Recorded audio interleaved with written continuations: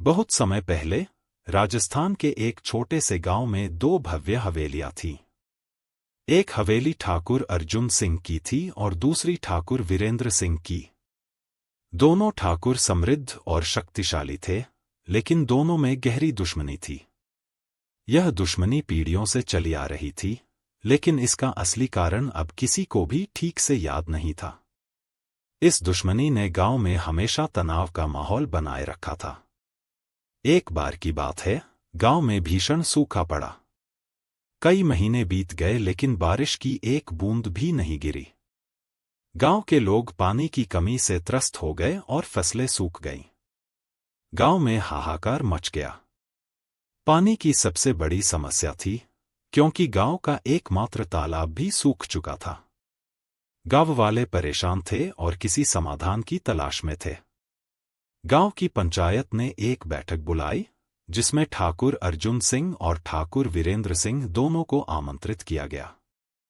पंचायत ने निर्णय लिया कि गांव के पास की पहाड़ी पर एक नया तालाब खोदा जाए, ताकि बारिश का पानी इकट्ठा हो सके और भविष्य में गांव को पानी की समस्या से निजात मिल सके।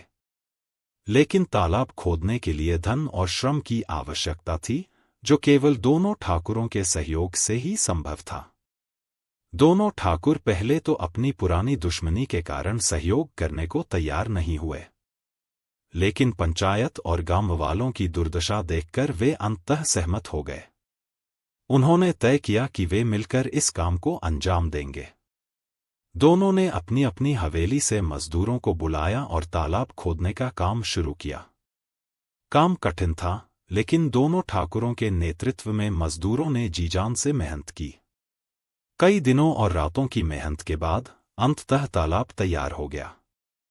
गांव वालों की खुशी का ठिकाना नहीं था।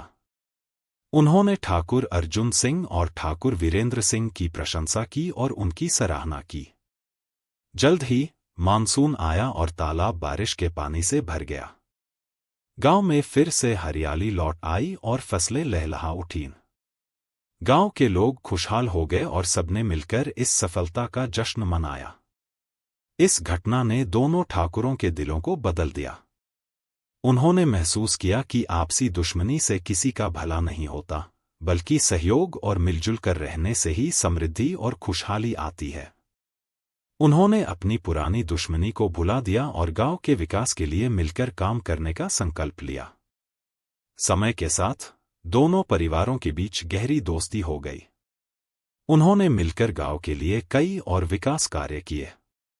गांव में स्कूल, अस्पताल और सड़कें बनी, जिससे गांव का चेहरा बदल गया और वह एक आदर्श गांव बन गया। इस कहानी का मुख्य संदेश यह है कि पुरानी दुश्मनियों को भुलाकर सहयोग और एकता से ही समाज और खुद का भला हो सकता है।